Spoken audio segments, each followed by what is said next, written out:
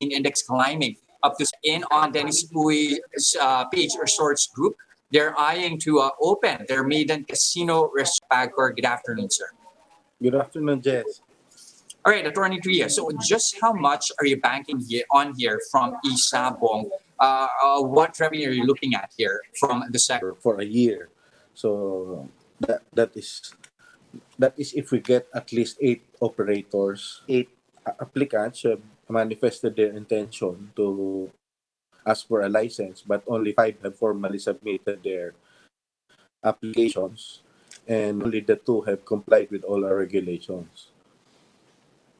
Okay, just to be clear, Changes that we had to impose, especially compliance with the anti-money laundering laws, meaning yung KYC, the players collect their bet. So these are the things they would want to be assured, or they would want to see how the regulation will. Attorney Tria, how exactly will it? Unang-una nga, with the imposition we allowed to play, and 1 peso or 10 pesos will be allowed as bets in the Isabong, because this would actually allow, naasa natin yung minimum bets, nilagyan din natin. I mean, there has to be an ongoing trend as to really the success of Isabong, if I may say so myself.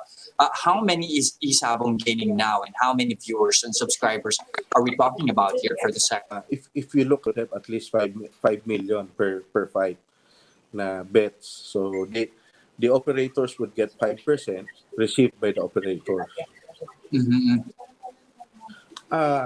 Actually, when we reviewed the figures, it is continually growing. No? But of course, Isabong started during the pandemic. When lockdowns were imposed and wala tayong in-person betting sa cockpits, and no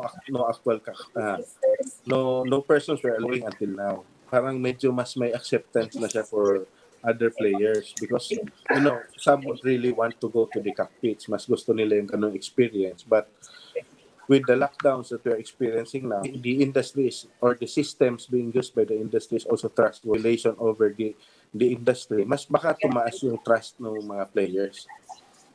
Okay, at least the expectation is, let's move on over to offshore gaming operators with the pandemic, with some closures here. So what's the latest on that front? For now, we only have 33 operators which have been granted the notice to resume, authority to resume operations, because these are the only companies which are able to comply with the requirement. But the other 10 have remained closed until now and have not manifested upon the request of the operators. So marami na rin talaga nagsara. And in fact, yung mga service providers din nila, marami rin nag-close shop. This is primarily because of the ban that we imposed nila. Hintay by na nila dito eh. And we do hope that some other service. For your time this afternoon, House committees outlining a proposed 405.6 billion peso fund to spur economic recovery. The measure was approved proposal this morning. Funding sources for Bayanihan 3 will include provisional advance. Ways and Means Committee Chairman Joey Salceda. One of the authors of the bill, Marikina Representative Stella Kimbo, said the measure will also provide 2 rounds of financial aid worth 1,000 pesos for every will be taken up for manufacturing PMI and services PMI. Chief Economist Suhaimi Elias said this is most encouraging for remittances from oil-producing countries in 1% in the first 2 months amid